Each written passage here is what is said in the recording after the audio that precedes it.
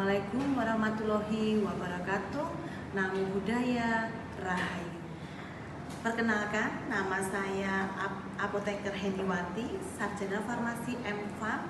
Saya merupakan dosen tetap untuk program studi farmasi di Universitas Kediri.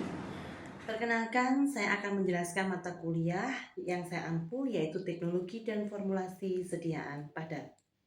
Mata kuliah ini akan diajarkan dengan metode Inquiry-Based Learning and Problem-Based Learning. Video ini dibuat dengan tujuan untuk sertifikasi dosen tahun 2025 dalam unjuk kerja Tridharma Perguruan Tinggi atau PDD UKT PT, khususnya di aspek pengajaran. Mata kuliah Teknologi dan Formulasi Sediaan Padat merupakan mata kuliah wajib yang harus diambil oleh mahasiswa sarjana farmasi, di mana mata kuliah ini akan mengajarkan beberapa metode dalam pembuatan tablet ataupun kapsul.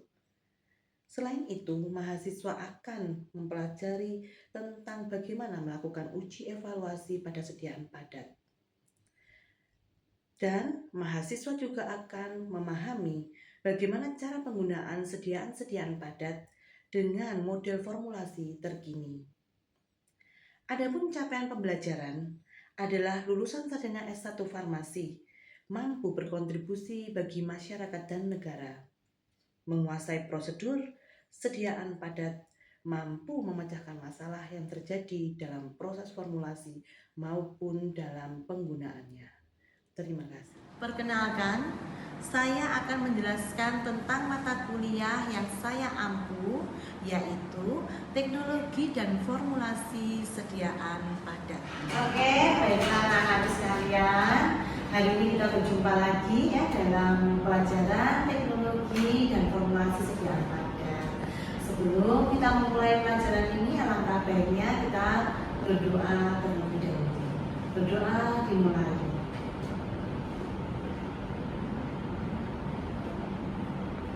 Berdoa selesai. Baiklah, teknologi dan formulasi sediaan padat itu akan kita bahas ya. Tentu saja kita akan membahas tentang yang berhubungan, sangat berhubungan ada tentang sediaan oral nanti, yaitu saya akan menerangkan tentang sustain release. Ini belum saya terangkan juga ya kan, ini baru. Tetapi ini akan membekali Anda pada saat Anda nanti berada di masyarakat untuk membedakan apakah tablet biasa dengan tablet sustain release, contohnya adalah Votaran SN75, itu berbeda. Bagaimana perbedaannya kita akan membahas di sini ya. Jadi kita akan membahas tentang sediaan padat, khususnya adalah pada sediaan sustain release. Apa sih yang akan kita dapatkan dari pelajaran ini? Tentu saja kita akan mampu untuk merancang formula ya. Jadi capaian pembelajaran yang kita harapkan, kita mampu merancang formula, kemudian kita mampu menjelaskan prinsip-prinsip ya dalam penjaminan mutu pada sediaan.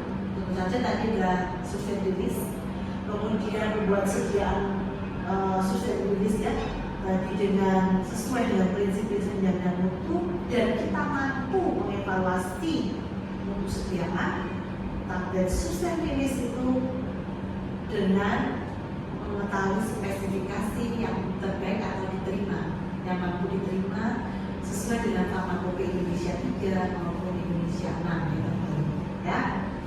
Nah, kita sudah tahu bahwa cara pembelajarannya adalah kemampuan kita di dalam kita berformulasi dan menggunakan teknologi di dalam penggunaan kriteria sustain release. Tentu saja sustain release ini tidak lepas hubungannya daripada penggunaan formula yang kita buat nanti memiliki matriks atau memiliki sediaan yang bisa lepas lambat ya di dalam tubuh. Oke, sekarang kita buka di sini sustain release-nya. Kita lihat pada ya. Sediaan padat oral atau kapsul seringkali dikombinasikan dengan formula dan teknologi membentuk sediaan sustain release. Contohnya adalah Rhinos SN, ya. Votaran SN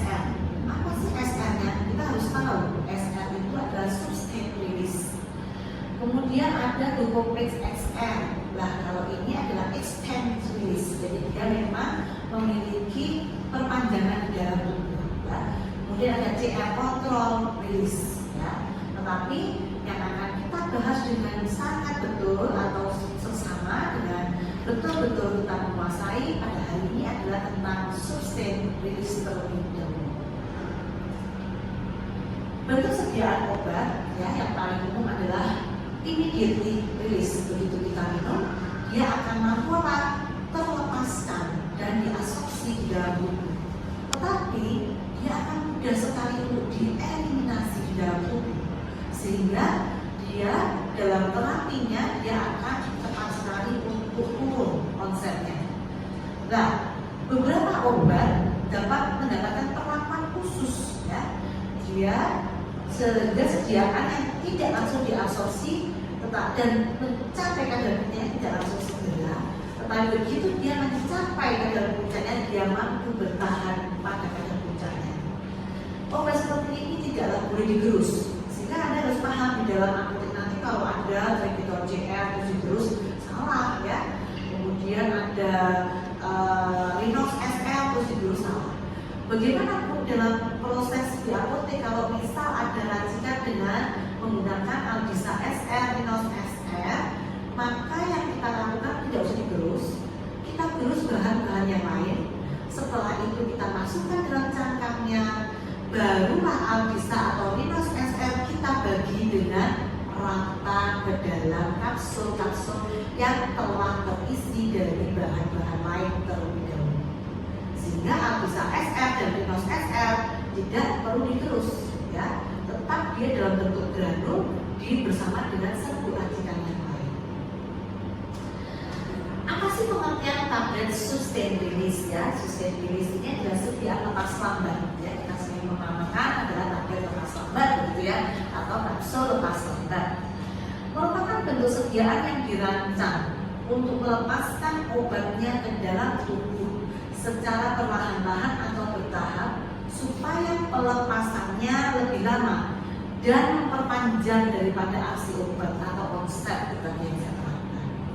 Keuntungan bentuk sediaan lepas lambat dibandingkan bentuk sediaan konvensional itu adalah sebagai berikut ya: mengurangi fluktuasi kadar obat dalam darah, mengurangi frekuensi pemberian obat, meningkatkan kepuasan dan kenyamanan pasien, mengurangi efek samping yang merugikan, kemudian mengurangi biaya pemeliharaan kesehatan.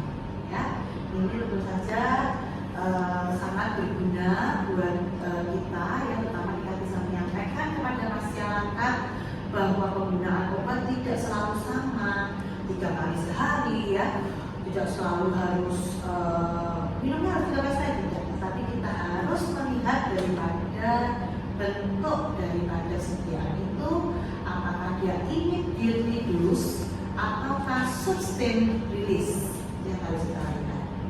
Nah, untuk kita paham bagaimana grafik daripada sediaan ini berada di dalam tubuh, maka kita bisa menampilkan grafik berikut ini untuk lebih memahami bagaimana obat sustain release bekerja di dalam tubuh.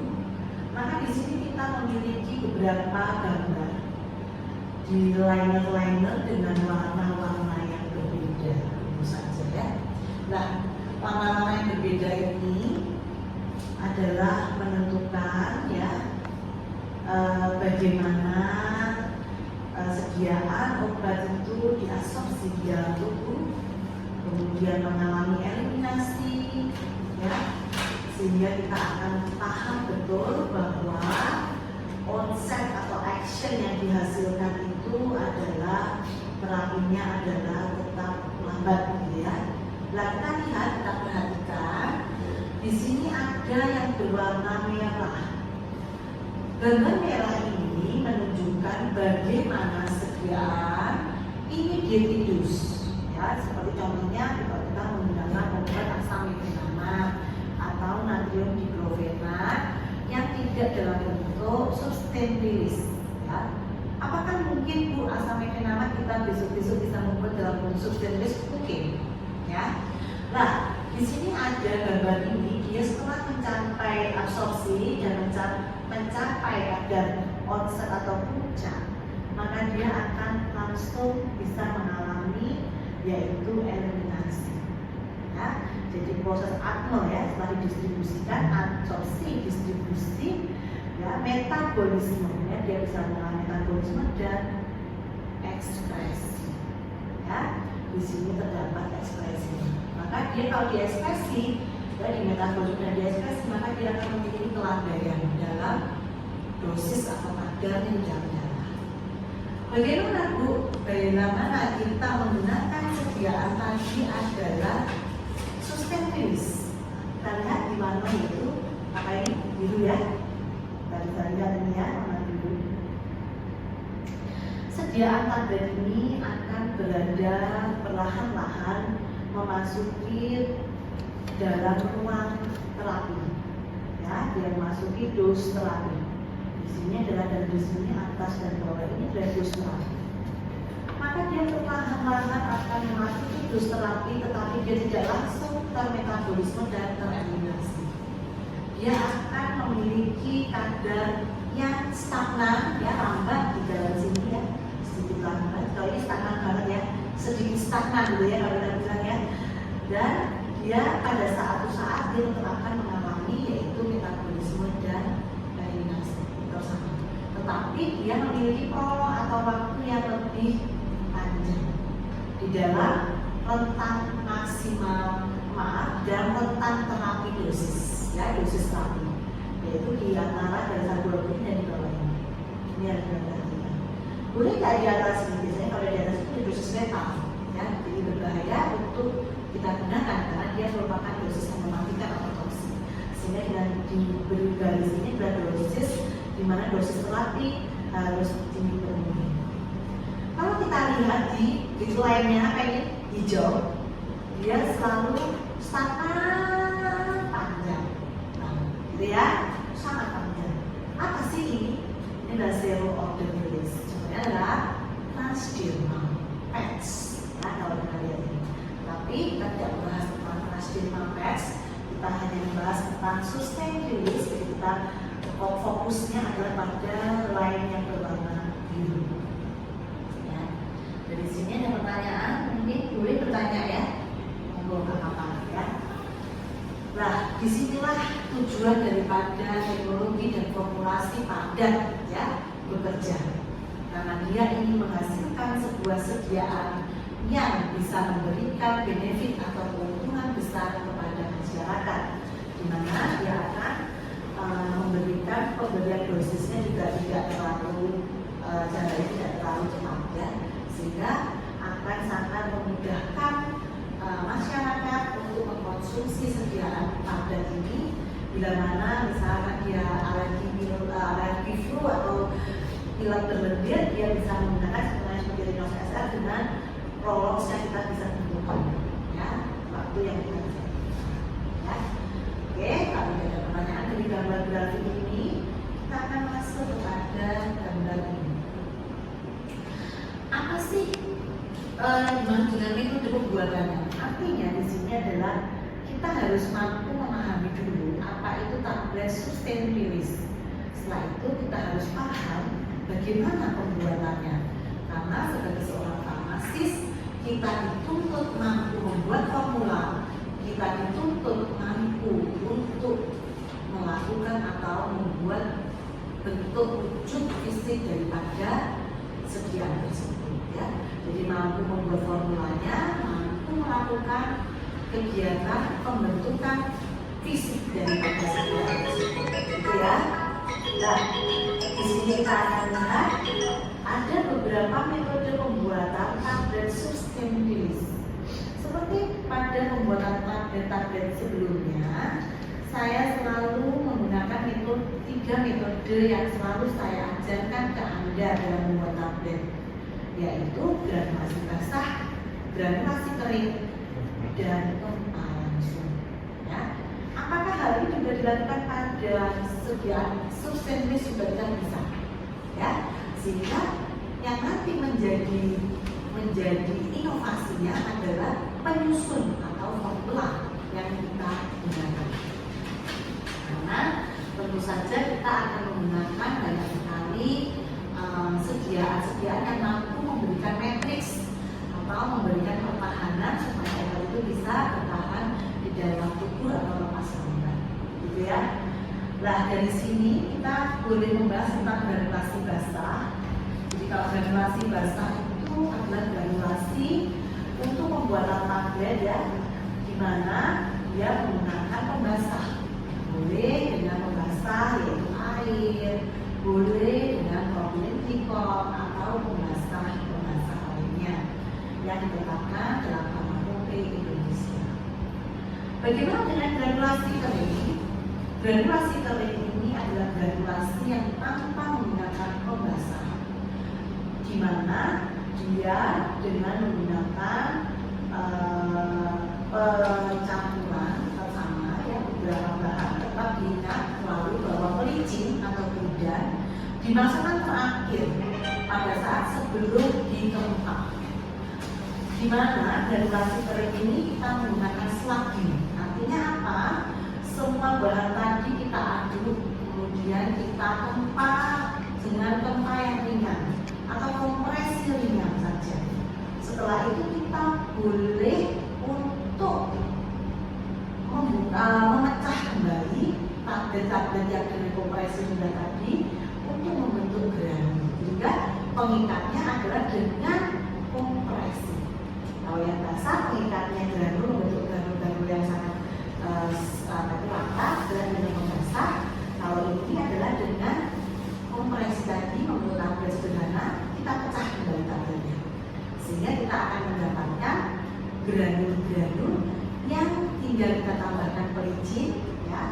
Kita lakukan tempa terakhir dengan kompresi yang sangat lumayan lebih besar ya daripada yang sebelumnya ya.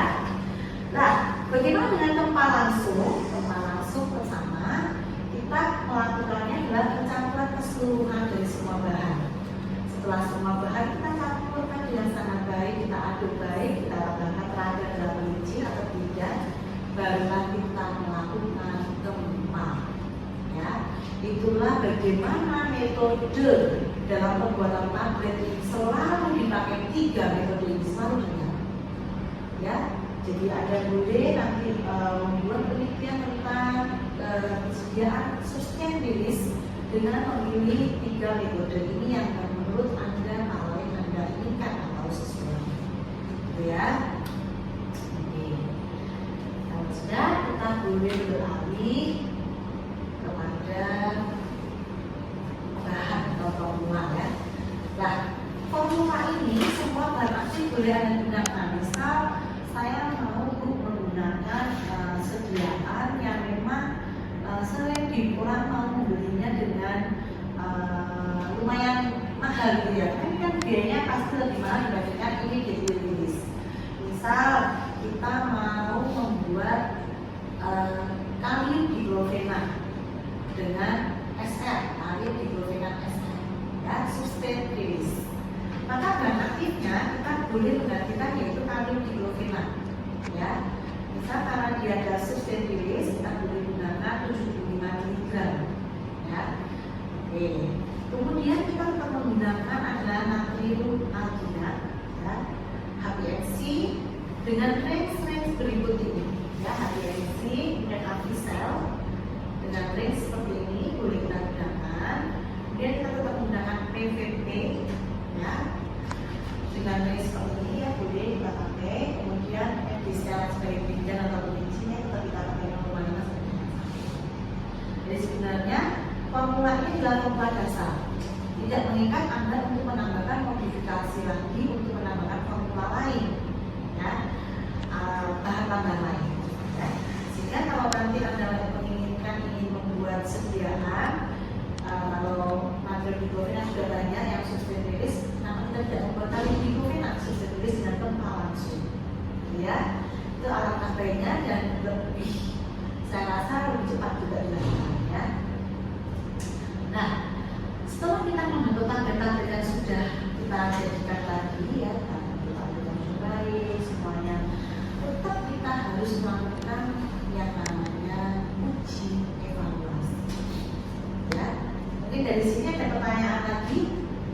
jelas ya?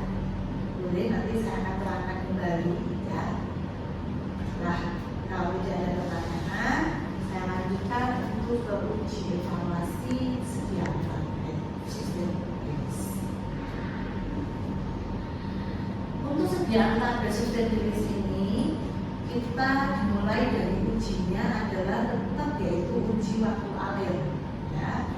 Jadi setelah itu sudah saya ajarkan juga waktu alir ya, bagaimana mengujinya. Kemudian uji kelembapan kita bisa melakukan untuk granulnya, karena granul yang lembab dia tetap tidak akan bisa mengalir ya. Setelah itu bila mana sudah terbentuk tablet, kita akan melakukan yaitu uji kekerasan. Setelah itu bisa kita lakukan yaitu uji kerapuhan ya. Jadi kerapuhan itu perlu kita lakukan karena apa? Tablet itu haruslah memiliki kemampuan untuk bisa dikirim di semua daerah, dikirim dimanapun ya. Nah, pada saat tablet itu dibawa untuk dikirim ke daerah-daerah lain, dia akan mengalami goncangan di dalam ekspedisinya. Maka dia harus dipastikan tidak mudah rapuh, tetapi juga harus dipastikan dia tidak keras, supaya apa yang kita minum, tablet apapun yang kita minum, dia akan memberikan efek terapi karena adanya absorpsi ya. Jadi bukan yang kita minum tablet, tapi uangnya pada saat kita BAB uang tablet tidak diperbolehkan ya. Kemudian kita juga melakukan uji disintegrasi. Apa sih uji disintegrasi? Uji disintegrasi itu adalah uji waktu hancur. Bagaimana tablet itu akan hancur bila mana dia terkena cairan, misalkan ada lambung, atau kalau kita sudah kita maunya nantinya adalah masih bisa bertahan ya. Maka dia ada step-step dalam uji integrasi, disintegrasinya ya. Kemudian dia juga ada uji disolusi ya, kita harus mantau supaya bagaimanapun tablet sustainability tetap memberikan kelarutan pada waktu yang ditentukan gitu ya. Dan jangan lupa uji pH, karena kita harus menyesuaikan dengan pH pencernaan kita gitu ya. Sehingga nanti kalian harus juga melakukan semua ujinya ya, bagaimana kalian ini melakukan penelitian ya, semua harus dilakukan. Oke, kita lanjut dengan contoh soal ya. Karena saya ingin Anda nanti di kemudian hari di dunia masyarakat, di sini kita ada persoalan ya, macam cara penggunaan sediaan sustain release ya. Nah, kita akan belajar di sini untuk memahami bagaimana sediaan sustain release ini bisa kita terapkan pada masyarakat sehingga kita bisa memberitahukan pengobatan yang benar, kemudian cara penggunaan tablet yang benar dengan penggunaan yang betul-betul rasional, sehingga masyarakat pun akan paham bahwa tidak semua obat itu kita rata harus 3 kali, tapi harus kita lihat bagaimana bentuk sediaan itu, gitu ya, bagaimana formulasi dan teknologinya. Nah, di sini saya ada pertanyaan yaitu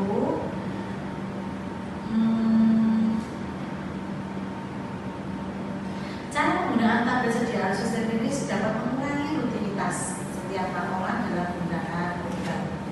Contoh, pasien menggunakan obat NSAID ya, natrium diklofenat 50 mg yang biasa digunakan adalah 3 kali 1. Maka dengan adanya natrium diklofenat SL75, berapakah aturan yang dapat digunakan ya?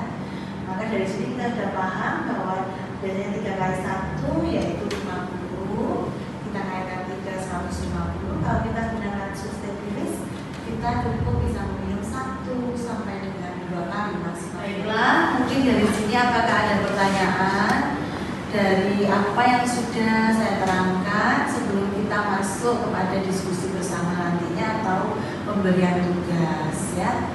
Jadi kalau memang masih ada yang perlu dipertanyakan, monggo silakan, sehingga akan lebih jelas bila ada permasalahan dalam pembuatan atau formula atau cara penggunaan, sehingga kita bahas bersama-sama.